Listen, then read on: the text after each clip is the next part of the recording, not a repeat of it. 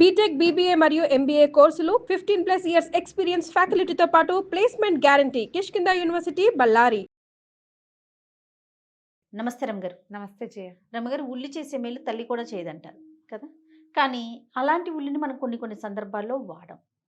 మళ్ళీ నాకు అనిపించింది ఈ ఉల్లి వేరు అది వేరు కదా కదండి. వెల్లుల్లి అయిండొచ్చేమో ఆ తల్లి కూడా చేయదు అనే సామెత అనిపిస్తుంది. ఏంటండి అసలు దీనికి? ఉల్లిపాయ వెల్లుల్లిపాయ రెండు కూడా జయ, రెండును ఆరోగ్యానికి మంచిది. తల్లి కూడా చేయదు అంటే అదేమన్నా మనకు వచ్చి అన్నం వండి పెడుతుందనే కాదుగా, సాధారణంగా చెప్తారు. ఇది వైద్యంగా పడితే మంచిది. ఉపయోగం అంటే మనం ఉపయోగిస్తే వైద్యంగా అప్పుడప్పుడు అతి వేడి చేసినప్పుడు ఉల్లిపాయ మంచిది. అమ్మ చన్నీళ్ళ స్నానం చేస్తుంది, మంచినీళ్ళు ఇస్తుంది, కుండలో నీళ్ళు ఇస్తుంది, నీళ్ళతో మొహం గడిగిస్తుంది. తర్వాత ఏం చేస్తే పంచదార నీళ్ళలో కల్పిస్తుంది వేడి తగ్గడానికి పిల్లడికి.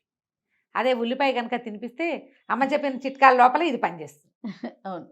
అలాంటి విషయాల్లో చెప్పేటప్పుడు ఏదో మాట దీనికి సాక్ష్యానికి చెప్పినట్టుగా చెప్పారు తప్పిస్తే అది చాలా అద్భుతమైంది. దాన్ని నిరంతరము వాడండి అని కాదు, అవసరమైనప్పుడు వాడండి, దాన్ని వైద్యంగా వాడుకోండి అని. ఉల్లి వెల్లుల్లి కూడా ఇది మనం నిత్యం వాడడం ఇప్పుడు మొదలు పెట్టుకున్నాం. రెండును ఉల్లిపాయ వాడడం అంటే ఏదో ఒక విషయంలో కాకుండా అన్నిట్లలో ఉల్లిపాయ, పప్పులో ఉల్లిపాయ, చారులో ఉల్లిపాయ, పసుపులో పులుసులో ఉల్లిపాయ, పెరుగు పచ్చడిలో ఉల్లిపాయ. అన్ని ఉల్లిపాయలు తరగంతే కూర అవ్వదు. అవును. ప్రతి దాంట్లో వెల్లుల్లిపాయ చిత్తకొట్టి వేసుకోవాలి. ఈ వాసనతో ఇదే తిండి, ఇది కాంతి తిండి కాదు లాంటి భావాల్లోకి వచ్చాం. ఈ ఉల్లి చేసే మేలు తల్లి కూడా చేయదనే పాయింట్ ఏనాటిది? ఉల్లిని అప్పుడప్పుడు వాడుకునేటప్పుడు. అది నిత్య ఆహార వస్తువుగా లేవు ఇది వరకు. ఇక్కడ దాకా ఎందుకు చేయాలి నేను చెప్తానా. మా ఇంట్లో నాకు ఉల్లిపాయ మొహమే తెలీదు. నేను ఇప్పుడు అప్పుడప్పుడు వాడతా. ఉల్లిపాయలు చాలా ఖరీదైన చూడు, 100-150 అయింది. అప్పుడు నేను ఒక్క ఉల్లిపాయ కూడా కొనలేదమ్మా.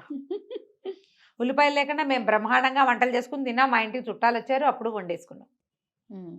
నాకు ఉల్లిపాయ ఎక్కర్లా. అదే ఉంటే వాడతాను, లేకున్నా పర్వాలేదు. నాలాంటి వాళ్ళు లేరా? ఉన్నారు. మీరు కూడా ఇది వరకు అలాగే ఉండేవాళ్ళు, ఏదో ఒక కొన్నిట్లలో వాడేవాళ్ళు. అప్పుడు మిగిలిన వాటాల్లో తక్కువ ఉండేది. ఇప్పుడు క్రమంగా ఏమైంది? ఇది వరకు బతకడం కోసం తింటే ఇప్పుడు తినడం కోసమే జీవిస్తున్నాం మనం. అద్భుతమైన రుచిగా అదేమిటోగా ప్రతిరోజు అలాగేగా ఉంటే కానీ కుదరదనే ఫీలింగ్స్లోకి వచ్చేసాం. అంచేత ఇప్పుడు దీన్ని ప్రసాదంలోకి ఎందుకు వాడము అనేది నీ ప్రశ్న. అవునండి. ఇది వరకు అది రేర్గా వాడుకునే వస్తువు. పైగా ఉల్లిపాయకి ఒక ప్రత్యేక లక్షణాలు ఉన్నాయి. ఉల్లులకి నకలంజం భక్షయేత్ కలంజం కామవర్ధనం అని ఒక వాక్యం నేను చదువుకునేటప్పుడు ఏ పాఠంలోనో గుర్తులేదు, ఇది వచ్చింది. అంటే ఏంటి? కలంజం అంటే ఉల్లిపాయ. కలంజం తినద్దు, ఉల్లిపాయ తినకూడదు. ఉల్లిపాయ తింటే కోరికలు పెరుగుతాయి దానివల్ల. ఇప్పుడు మనం ఒక పూజ ఏదో చేస్తాం, దానికి కొన్ని నియమాలు పాటిస్తాం. నీకు కోరికలు ఫిజికల్ థింగ్స్ ఎక్కువైపోతే కష్టం కదా, పనికిరాదు. పైగా అది వర్జ్య పదార్థాల్లో ఉల్లిపాయలు ఉన్నాయి. మనకు శాస్త్రం చెప్పిన వర్జనీయ పదార్థాల్లో ఉల్లి వెల్లుల్లి ఉన్నాయి. మరి వాటిని భగవంత్ సేవకి ఎట్లా ఉపయోగిస్తాము? పనికిరాదు కదా. నీకు ఏ కూరైనా తరుగుతుంటే వాసన వస్తుందా జయ? తిన్నాక ఆ వాసన రెసిడ్యూ మిగులుతుందా? ఒక ఉల్లిపాయలో వెల్లుల్లిపాయలో మిగులుతాయి, అవునా కాదా? అందుకని వాటిని తీసేశారు. అవి ప్రసాదాల్లో వాడం, నైవేద్యాలకి పనికిరాదు. ఏదైనా మనం ఒక పూజ, ఒక ధర్మకార్యం, ఒక యజ్ఞం, హోమం, క్రతువు చేసేటప్పుడు అవి తినకూడదు. వర్జ్య పదార్థాల్లో ఉన్న వాటిని వాడకూడదు. ఇది నియమంగా చేస్తాం కాబట్టి ఇప్పుడు ఏ నియమాలు లేవు. రోజు ఇది మేము చెప్పాక నెలకోసారి 2 నెలలకోసారి ఉల్లిపాయ వాడుకునే వాళ్ళు ఇప్పుడు రోజు వారడి ఉల్లిపాయ లేని పదార్థం లేకుండా అయింది మన జీవితం. అవునండి. రసం లేదు, పచ్చడి లేదు, అసలు ప్రతి దాంట్లో మీరు అన్నట్లు ఉల్లిపాయ వేయటమే ప్రతి దాంట్లోనూ కూడా. నేనే కొన్ని కిచెన్లో ఏమైనా ఐటమ్స్ చేస్తుంటే చాలామంది మెసేజ్ పెడుతుంటారు, మీరు కూడా ఉల్లి వెల్లుల్లి వాడతారా? ఇంత వాడకుండా చేయలేరా? తక్కువ కదా రమ్మగారు. నేనే చాలా తక్కువ. నేను మామూలుగా కూడా ఏదైనా పులుసులో వేయదలుచుకుంటే జయ 5-6 ఉల్లిపాయలు వేయను. నేను ఎంత సభాముఖంగా ఇంత క్లియర్గా కెమెరా ముందు చెప్తున్నానా?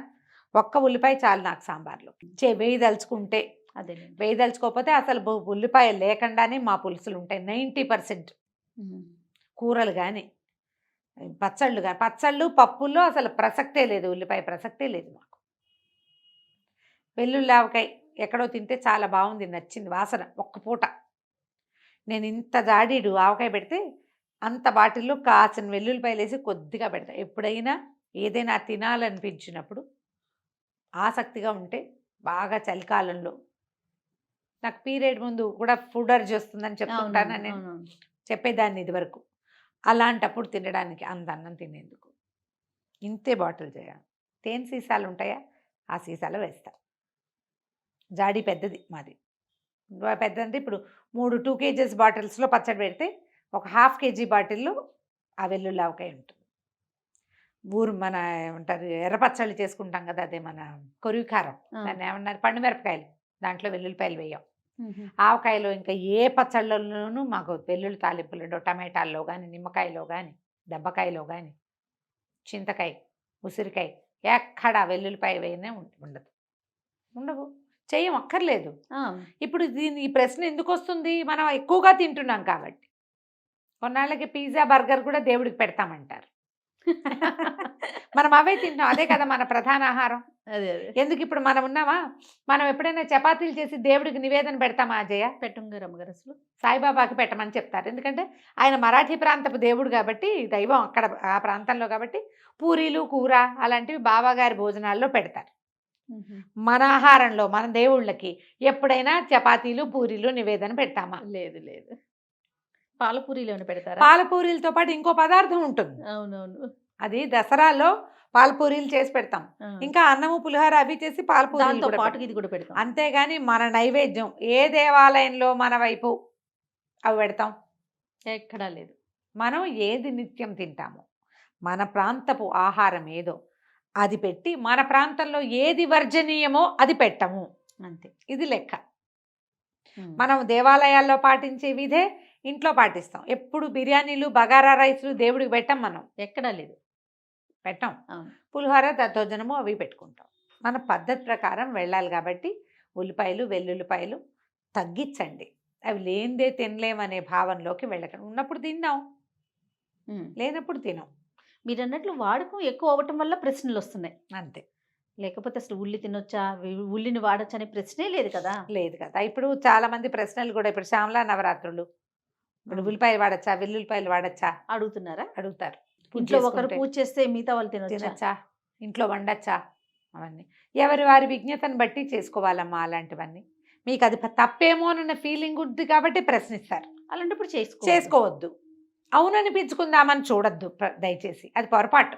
ఎప్పుడు చెప్తారు ఈ ప్రశ్న, ఈ మాట మాత్రం మీరు. అవుననిపించుకో, ఎందుకు నాతోనో ఇంకో పెద్దవారితో ఎందుకు అవుననిపించుకోవాలి? కాదని మీకు లోపల ఉన్నప్పుడు, కాదు అని అన్నప్పుడే కదా ప్రశ్న వస్తుందంటారా? అంతే. నీకు ఇది తప్పేమో అనిపిస్తోంది, నీకు తప్పైతే చెయ్యొద్దమ్మా. తప్పని మీకు ముందు మిమ్మల్ని వినండి. మీ లోపల ఒక ప్రచోదనం వస్తోంది, తప్పేమో అనిపిస్తోంది, ఏం కాదులేని ఎవరితోటైనా అనిపించుకోవాలని చూడొద్దు. తప్పు అనిపిస్తే చేయబోకండి. ఒకవేళ మీరు ఇలా అన్నారు, మీ ఇంటిల్లి బాధి మిమ్మల్ని వ్యతిరేకించారు, అప్పుడు వాళ్ళలో ఎవరిదైనా మీ వరకు మీరు పాటించుకోండి. అది మిగిలిన వాళ్ళని బలవంత పెట్టకండి, సరిపోతుంది కదా. రైట్. నమస్తే. నమస్తే.